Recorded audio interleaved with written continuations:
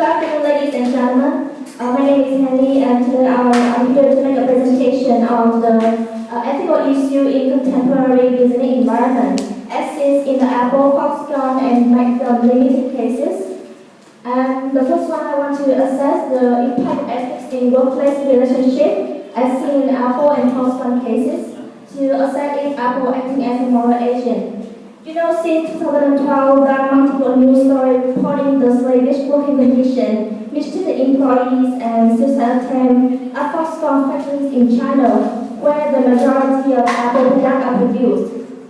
So it feels like Apple's worthy of moral condemnation and should be liable for those existing problems, instead of shirking its responsibility. Well, in our opinion, Apple can be a moral agent. Why? Well,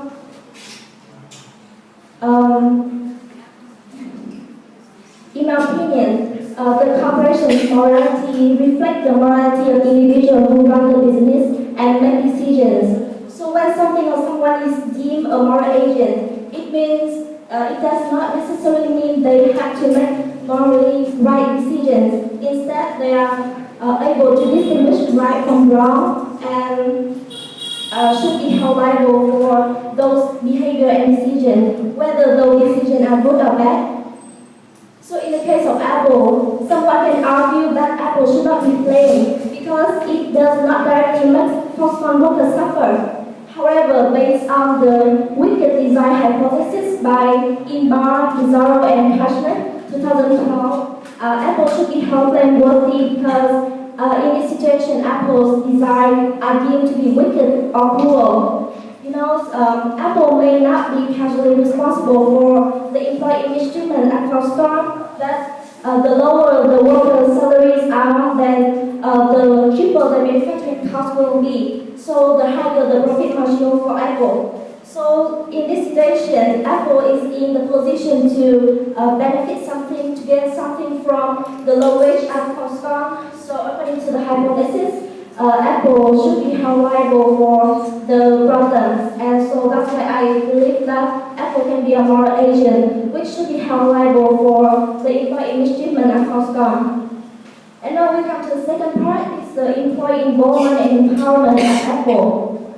So, okay, so many times you have heard of the term employee involvement and empowerment, but what does it mean? So, well, basically it means giving your subordinates power to make job-related decisions or to increasing the capacity of individuals to make choice and transform those choices into actions.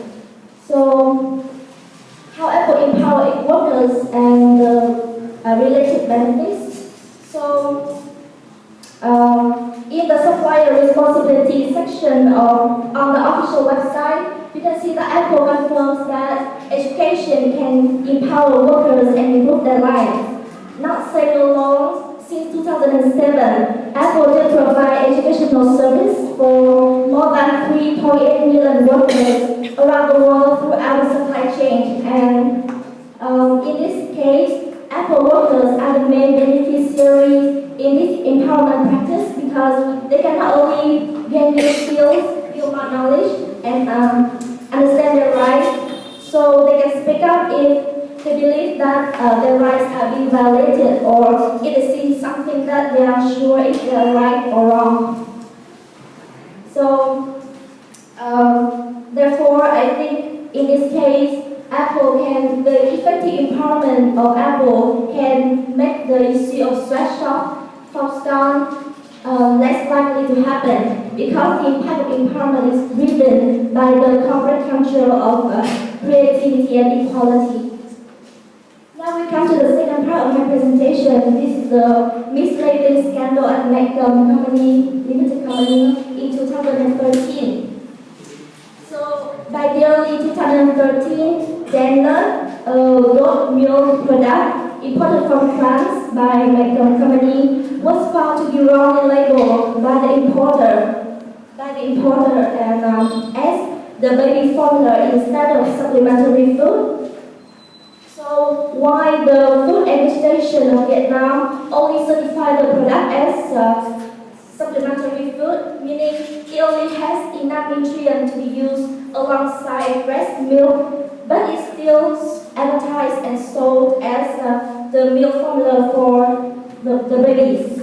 So that means if the mothers who feed the children only developed milk have been denying the children enough nutrients for intellectual development and growth. So furthermore, in Vietnam, the milk product must contain at least 34% protein to be labeled as formula. However, the developed milk only contains around 13 to 14% protein. So this incorrect labeling can negatively affect the baby's health and make them more vulnerable to infection and disease. So that's how make them manipulated to trick the Vietnamese mother who don't trust the domestic milk product for the children. And as a result, around 6,000 cans of developed milk were confiscated by the Hanoi Market Management Agency for being labeled with misleading information. And you can see that's the developed milk. And so now the question is how to improve the ethics of makeup while still ensuring the objectives and maintaining the good relationship between employers and employees. So you know, before the scandal, the incentive of the company is to gain unethical increase in sales and to evade from paying tax. Because you know, if the company correctly label the product as supplementary food, then they need to pay an extra amount of $8,750 in tax. So they just want to run away from paying that extra amount by mislabeling the product. So, solution. My suggested solution is to partnering with competitors, for example, Vinamilk Corporation, because as the old saying goes, keep your friends close, but your enemies closer. Why? Because actually partnering with your competitors can bring about unexpected benefit for your corporation. For example, the benefit is to increase sales and to maintain the good employer and employee relationship.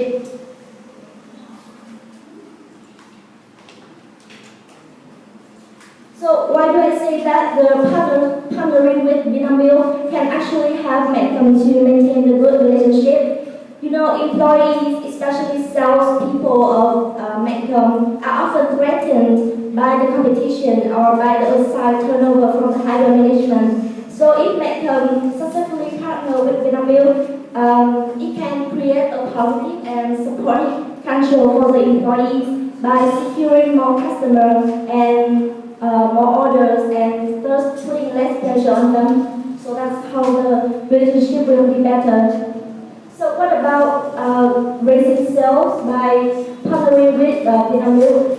There are three ways that Metcom can use.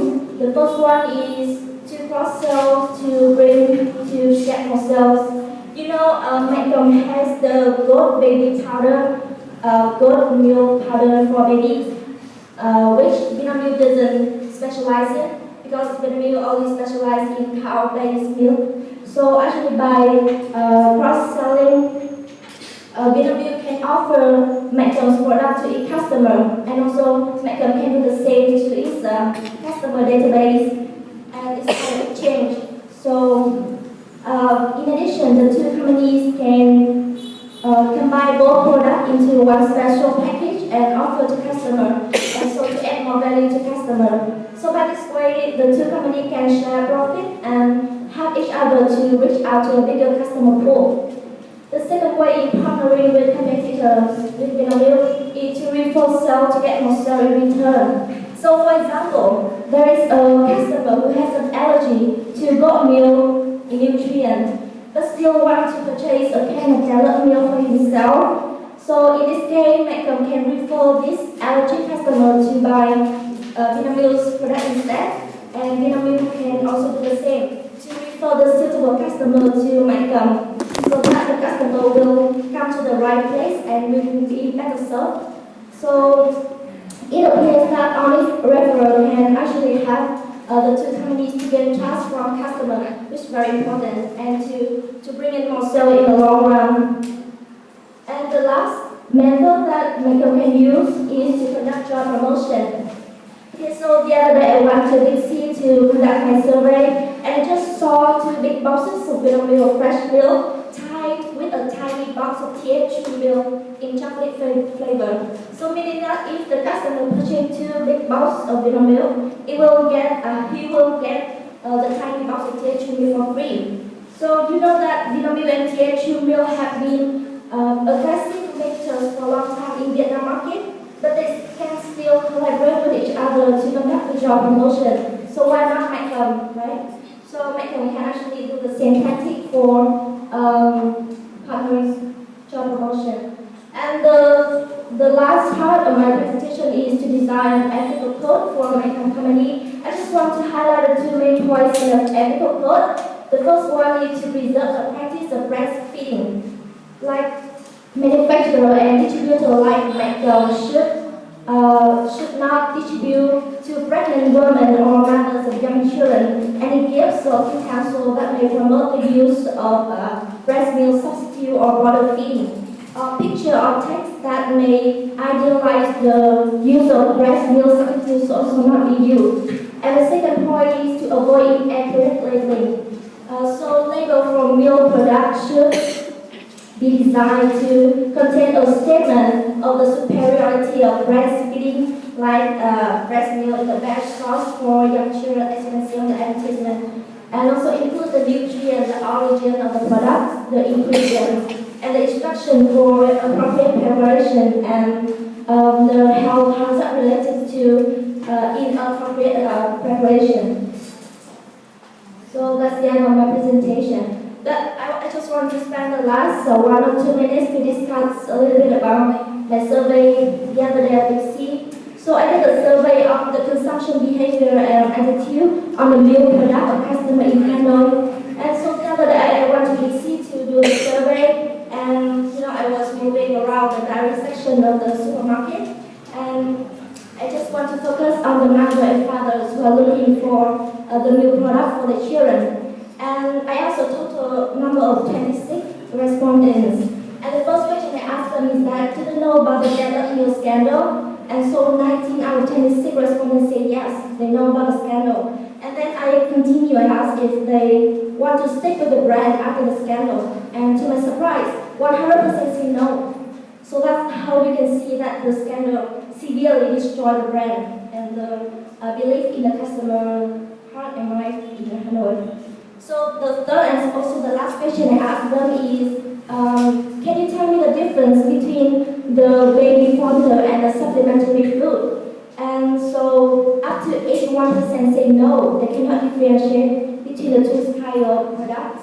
So that's how I can see that Macam can, depend on this fact about the ill awareness of the mother and father in Hanoi to manipulate, to mislabel the product, and to unethically enrich themselves. So that's all. Thank you for your